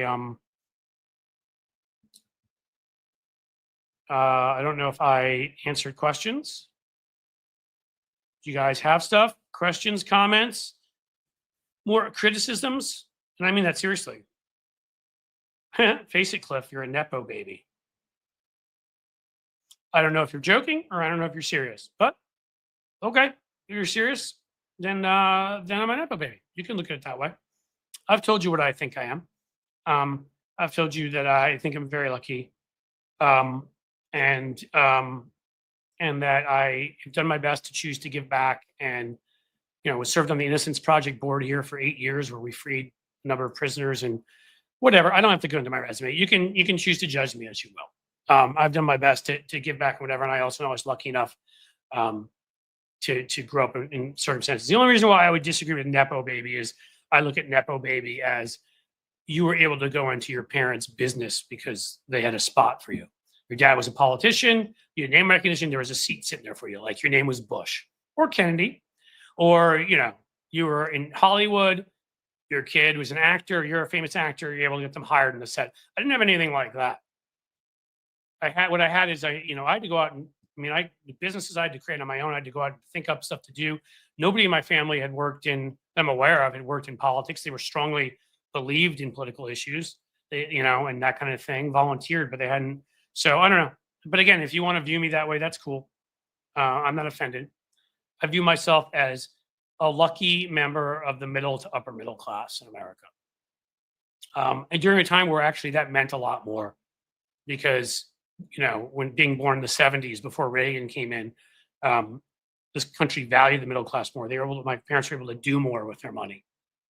And yes, I had a grandfather who was wealthy and filled in holes. So that's me. It is what it is. I don't apologize for it, nor do I brag about it. Just like anything else about me. Nepo adjacent? Yeah, that may work, Jason. I like that. I don't hate you. Well, thank you. Listen, I don't hate Nepo babies. FDR was a Nepo baby, okay? Maybe not completely because, Teddy Roosevelt was a distant relative. And he said, I welcome, the rich corporate folks, I welcome their hatred. Again, if you're wealthy and you do something for people, do you know why the right has so tried to spend their time demonizing George Soros and played to the wealthy Jewish stereotype, foreigner, all that stuff and everything to stop him? Because he believes in open societies.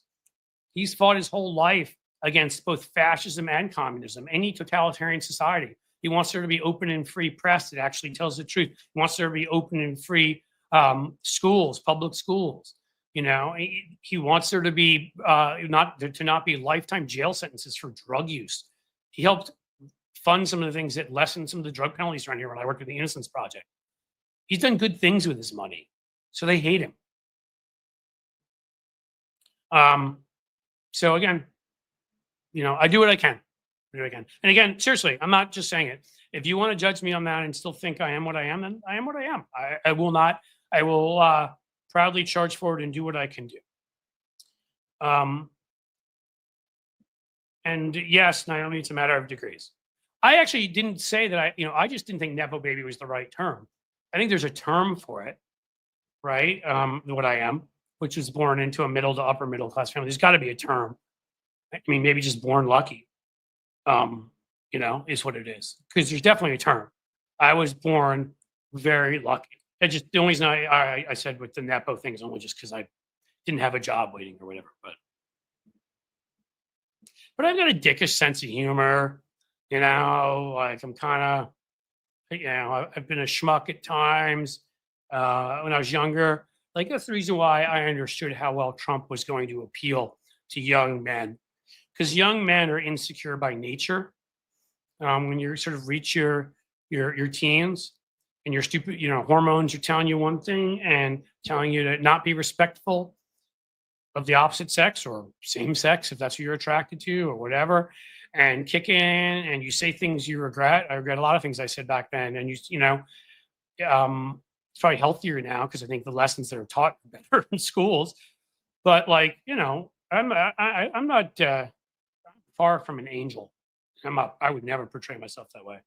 I think we are. I know she's joking, Starling, and she said that now, but I still feel a need, I guess, because I kind of feel like we're a community here, right? Like, I want us to all understand each other. I want us to all be able to speak honestly with each other. Like, I don't just say community because like it's a word. I hope that we're all people that are, in touch and whatever. So if you're joking, you're joking. But like, I think the reason I took it seriously is because I know how lucky I was. I really do. And I wish everybody, like my heart, to say what they would say about us bleeding heart liberals, my heart bleeds for, 30% of kids not having enough food to eat. That's a sickness of a society. Should never happen in any society, never. And it actually really upsets me. You went to UPenn, Sylvain Coiffon, Sylvain, when Jank of TYT did. I did. Maybe I'll challenge him to a Penn debate. I only did my minor in Wharton because clearly Jank's smarter than me. No, it's funny because Trump and the ones who really want to be like prestigious like to say that they went to Wharton because that's more prestigious than Penn. As you can tell, prestige is really important to me. So I did my minor in Wharton, but I was actually in the College of Arts and Sciences. But you know what? I will. I'm coming back. You guys gear up for it on Tuesday. I want to gather the stuff first to make my case. I don't want to be off the top of my head because I'm angry about the stupid things he said. I'm angry about the direction he's taken that community. It went far enough to the stupid left with Bernie Sanders. And I don't care. I'll say that now. Bernie Sanders had a lot of the right policies, is a flawed, angry human being who kept running well past when he knew he couldn't win anymore and repeating the same slogans the right was repeating about Hillary being corrupt, helped the right win. He knew Russia was backing his campaign. He was okay with that. Just like the CIA told Trump, they told him. And a lot of those folks went to Jill Stein. And to me, it's the character of the people you surround yourself with. At some point, I'd also, as a lot of you probably know, I was on Sam Cedar's show for a number of years. And actually, Sam, I think, is an honest, genuine guy. Really do, in a way that I don't believe Cenk is. I think Cenk cares a lot about his image, cares a lot about that TYT is the biggest and the best, and was into all of that kind of crap. I think Sam's just somebody who believes in stuff. I think he was mistaken.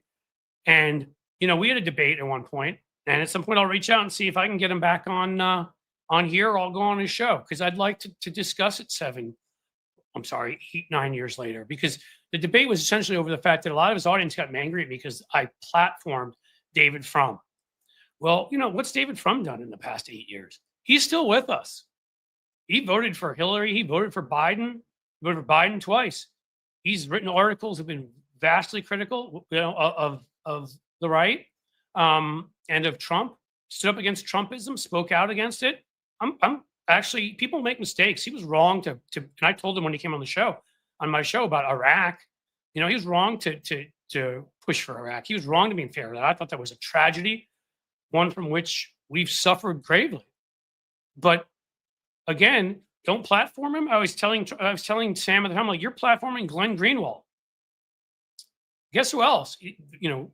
Sam's the Majority Report was part of the TYT network. Now they're fighting with each other. Sam and Cenk are going at it. You know who else who used to go on Sam's show and was part of the TYT network? Jimmy Dore, also a Bernie Sanders supporter. Glenn Greenwald was a Bernie Sanders supporter. Cenk Uygur, Tina Turner, who referred to having to vote for Joe Biden as having to eat a bowl of, let's say it rhymes with spit. And then she runs for the Democratic nomination. By the way, she's gotten her butt kicked in every race she's ever run here. And we're trying to hide behind, like, I'm starting a progressive version of Mercury Public Affairs. guys, it's like one of the biggest like lobbying firms for anybody in DC, right? Mercury worked for Paul Manafort. They worked for the Chinese government. Tina Turner went and collected money from them, but claimed that she, but was holier than thou about she's to the left. Yeah, okay. What a hypocrite. And anytime she's running an election, she's getting her butt kicked because she stinks at running elections. She's happy to collect Mercury's money, but then she criticizes everybody else from the left. Tulsi Gabbard, huge, by the way, Bernie Sanders supporter. So yeah, David Sirota. So maybe there's a reason I question the character of the people Bernie had around him, and even his character when it was people like Cenk Uygur, Jimmy Dore, Glenn Greenwald, Nina Turner, Tulsi Gabbard. Is that enough of a rogues gallery for all of you? Just thought I'd point that out. That's why I never supported him. And then his audience turned on me and said I lied about him when all I did was tell the truth about his gun and immigration record, which were terrible on 2 issues that were important to me.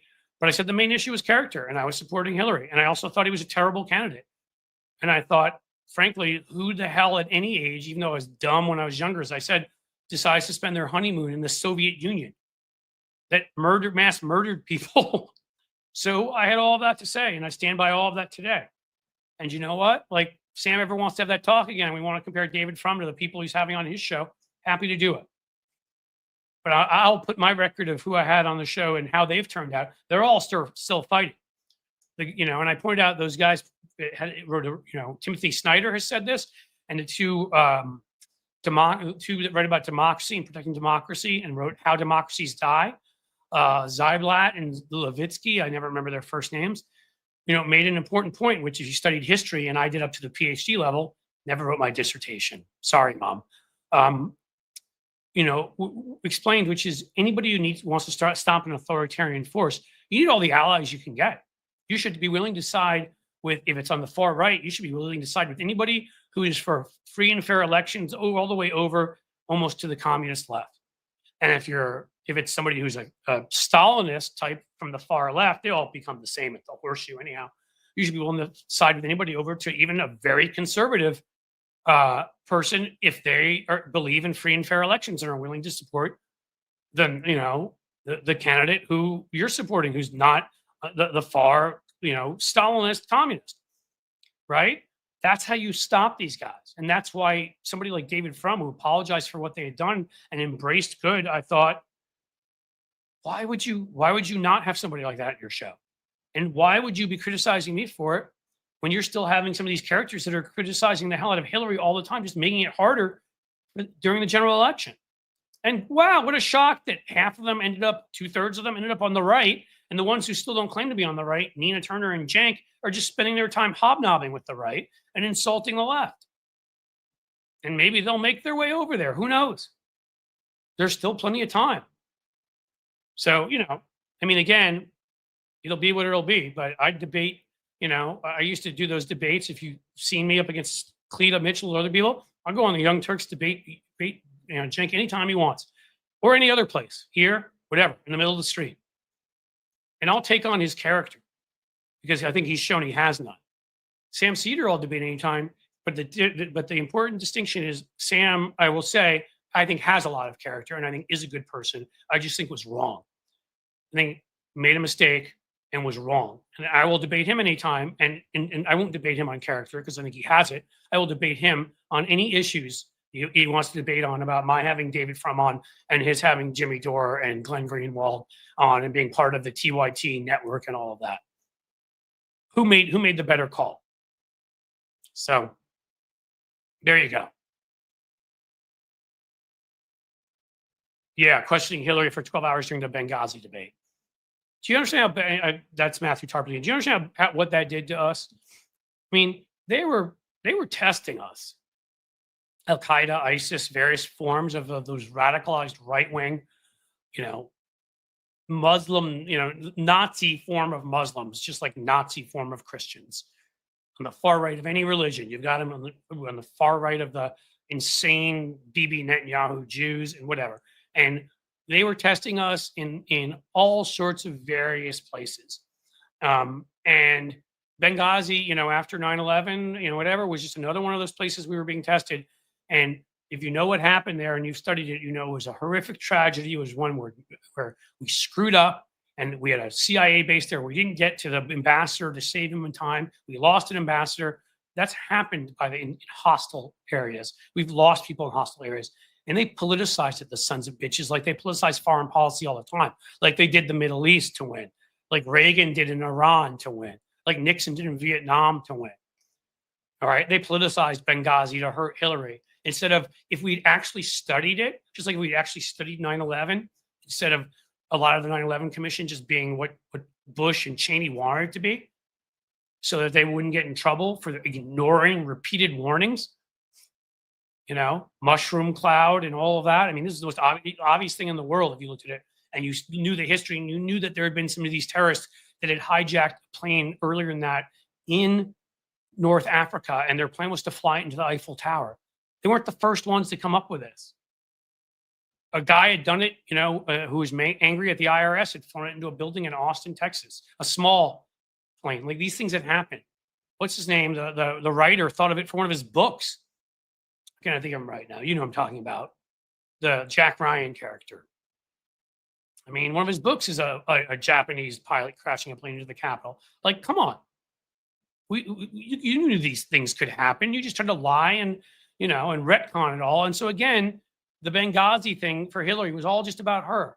And the tragedy of all that is not just that they've used these things to elect right-wingers who are clowns, who are performers, who have no business being in office, who every time they come in harm our country, so that we, as I think Fugelsang said, he was on here, John, who's similar in age to me, said my entire life has been about Republicans coming in office, screwing everything up, destroying things, and Democrats and having to come in and spend their entire term, instead of doing what they want to, cleaning up the Republican mess, maybe adding a good policy or two here or there. Yeah. But that's a mess. But also, you learn from foreign policy tragedies. They've been trying to impeach Bill Clinton in '98 because they couldn't beat him at the ballot box. Maybe our intelligence forces and others who were seeing all of these signs of what was to come on 9/11, maybe we've been able to pay better attention. Certainly no Al Gore would have been paying more attention than George Bush. Could he have stopped it? Don't know. But he would have been trying more. He was more engaged in foreign policy. He wasn't just clearing brush on the old ranch. That Yankee had his mind. Bald Thanos. What are you willing to pay for it, dude? Make me an offer.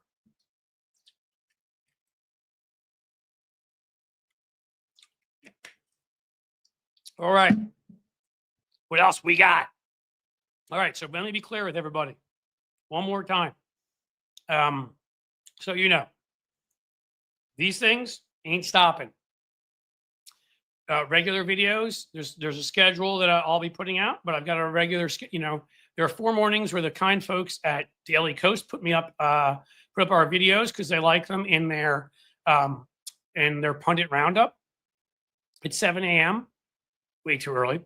And Crooks and Liars posts them. So those 4 days a week, I have, sometimes they come from this show. Sometimes they're things I create my own, but 8-minute videos, 5 to 8 minute videos for you all. The other 3 days, they're probably going to be at 1 o'clock of the 3 days of the week. So you'll get the schedule, so you'll know when the content comes.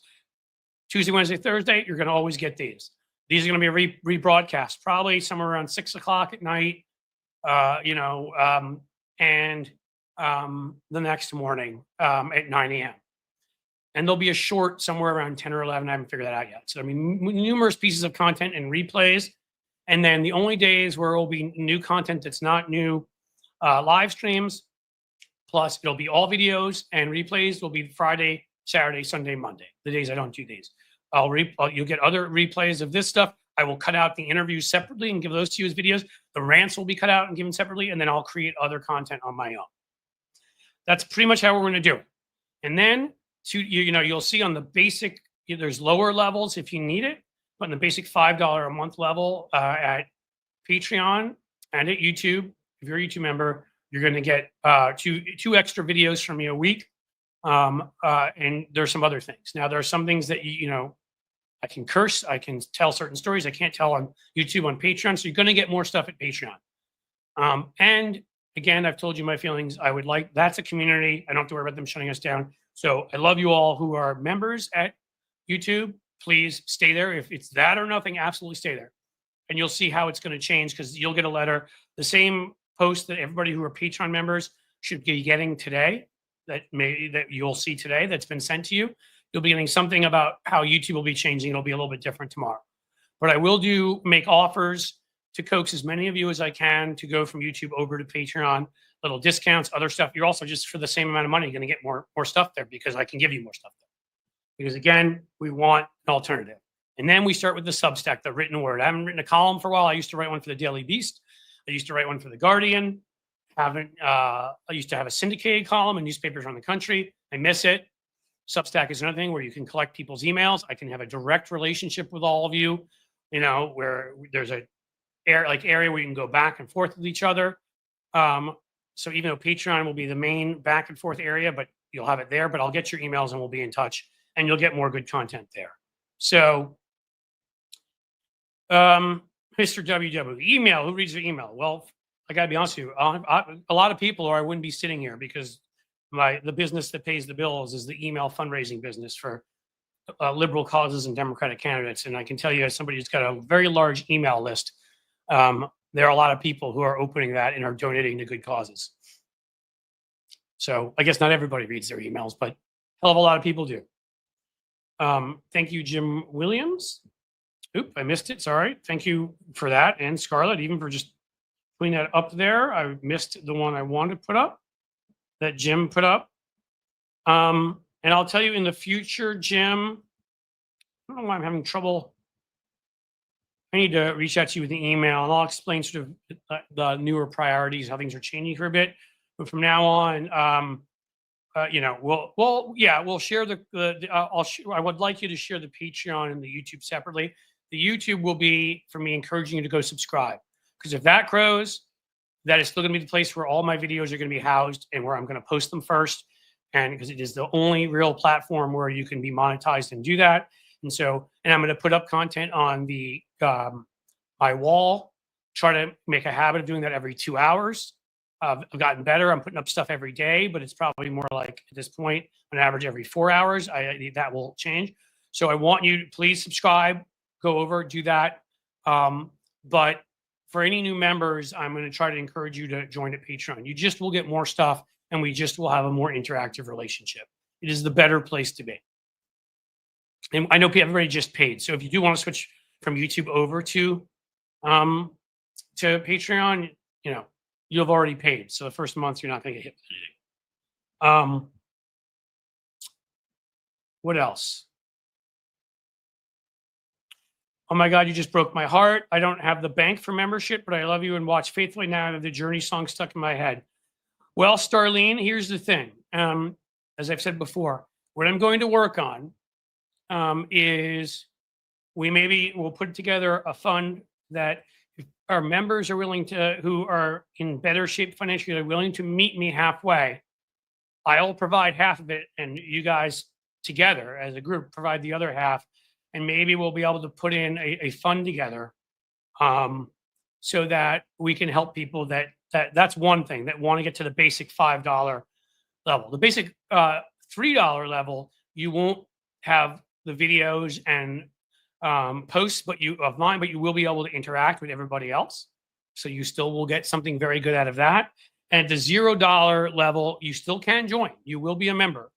But the way we'll do it is you'll have access. I think the way I decided it was, you'll have, instead of the 8 videos a month, I'll get you, to the $5 folks, I'll get you 1 video a month, or two videos a month. Yeah, that's what it was. It's 2 videos a month. And instead of the posts, like at least 4 days a week, 5 days a week, something like that, you'll get 1 post a week. You'll still get something for the $0 level, and we'll be a member. It's just, I have to give more to the folks who are allowing me to afford to do all of this. And as I told you, I'll give you this again. And I hope, I'm going to trust you guys to be honest. Because this is only for the basic $5 level. We're going to do this. Above that, where you get the really huge perks, that's going to be something people are going to have to do. But cs@blueampaction.com, because I gave you Cliff at blueampaction.com before. I'm sorry, I'm dumb. I make those mistakes sometimes. That is an email for anybody who cannot afford at least the $3 one, so you can see all the interactive posts. So and the $5 one where you can $3 one you can see some of them, $5 you can see all of them. As I said, 5 is the basic membership level, but $3 you can get most of them, or a lot of them. I shouldn't say most. Okay, I got to look at it. I'm sorry, but that's what we're looking at. So even you can join if you can afford $3 a month, then you will get, I believe, you'll get like some number of videos and posts that's in between, like what we're giving to the people who are 0 and what we're giving to the people who are for five. But you'll be able to interact with everybody else on there for 3, which is a pretty good gig. You'll be a key part of the community. So so that's what that's where you'll be. So at least well, you'll always be here no matter what, certainly. But again, for 0, you can be there and still have some of the other stuff. And hopefully we can get you to, if you can't afford anything, I'll ask people if they can even put $1 in a month to do it, or $1.50 or $2. But if they can't, then we'll try to get you up to, at the very least, the $3 level with a little bit of a community fund. And as I said, I will put half of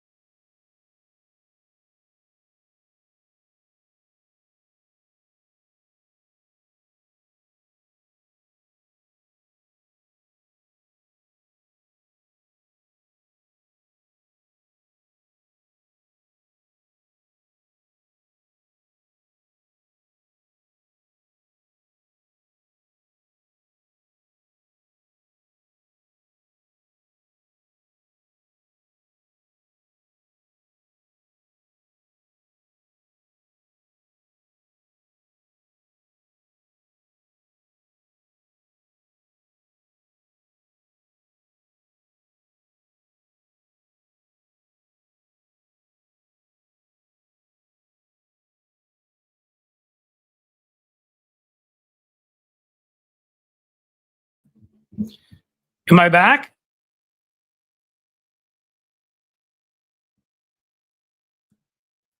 Have I made it back, folks? Am I here? I'm on my hotspot because the internet went down the building. This one was not on me, although it seems like something has to happen every time. We've had like massive snow here, as you probably know. So the snow has look at that. You figured that, Jim. Yeah, Jim's smart. See, guys, I can even figure out problems sometimes. I'm pretty proud of myself for this one. The way, Donald Trump is proud of himself when he goes wee wee in the toilet. No, I mean, seriously, I have to put it that way because it's pretty sad that I'm back on Twitch too. Good. Yeah. Hey, Aaron Duran, if you're on Twitch, like I need to up my Twitch crowd too. So any of you guys who've thought at all about subscribing on Twitch, or if you're or joining Twitch, not that I want you to not be subscribed on YouTube, but please do that. We're close to making the numbers there so that we can monetize Twitch, and that would be pretty cool and really helpful. But I don't think there was that much left to say. And is there? I think because we're almost at the point where we're done here. So I think, if I'm going on my I'm on my hotspot here, it may just end up crushing me. So in any case, thank you for being here. Thank you for being awesome. Thank you for putting up with the stupid hotspot thing here. And I will be back on Tuesday. Have a great long weekend. And, the sun sets slowly in the west. I bid you a fond farewell, guys.